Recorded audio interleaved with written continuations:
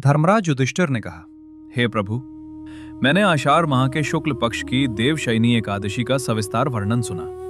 अब आप कृपा करके मुझे सावन माह के कृष्ण पक्ष में आने वाली कामिका एकादशी की कथा विस्तार पूर्वक सुनाएं। भगवान श्री कृष्ण ने कहा, हे राजन, मैं श्रावण माह की पवित्र एकादशी की कथा सुनाता हूं, ध्यान पूर्वक श्रवण करो। एक बार इस एकादशी की पावन कथा को भीष्म पितामह ने लोकहित के लिए नारद जी से कहा था।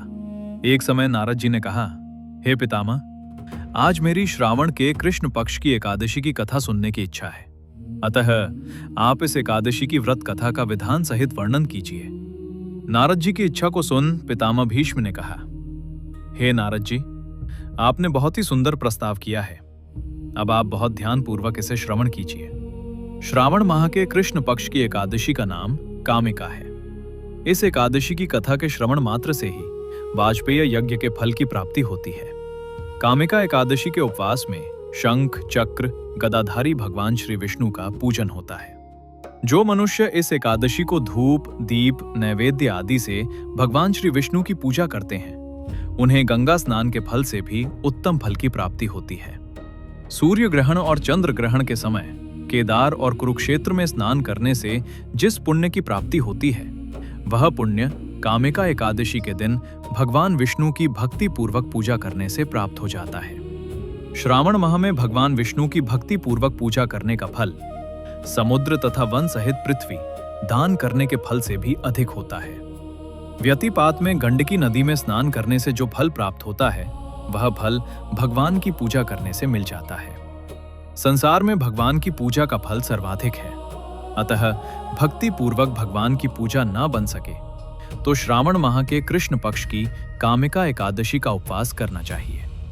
आभूषणों से युक्त बछड़ा सहित गौदान करने से जो फल प्राप्त होता है, वह फल कामिका एकादशी के उपवास से मिल जाता है। जो उत्तम द्विज श्रावण माह के कृष्ण पक्ष की कामिका एकादशी का उपवास करते हैं तथा भगवान विष्णु का पूजन करते हैं, उनसे सभी देव, नाग, किन्नर, पितृ आदि की पूजा हो जाती है। इसीलिए पाप से भयभीत होने वाले व्यक्तियों को विधि विधान सहित इस उपवास को करना चाहिए। संसार सागर तथा पापों में फंसे हुए मनुष्यों को इनसे मुक्ति पाने के लिए कामिका एकादशी का व्रत करना चाहिए। कामिका एकादशी के उपवास से पाप भी नष्ट हो जाते हैं। संसार में इससे अधिक पापों को नष्ट करने वाला कोई अन्य उपाय नहीं है। हे नारद जी, स्वयं भगवान ने अपने मुख से कहा है कि मनुष्यों को अध्यात्म विद्या से जो फल प्राप्त होता है, उससे अधिक फल कामिका एकादशी का व्रत करने से मिल जाता है।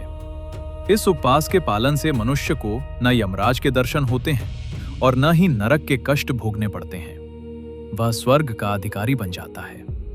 जो मनुष्य इस दिन तुलसी दल से भक्ति पूर्वक भगवान विष्णु का पूजन करते हैं, वे इस संसार सागर में रहते हुए भी इस प्रकार पृथक रहते हैं जिस प्रकार कमल पुष्प जल में रहता हुआ भी जल से पृथक रहता है।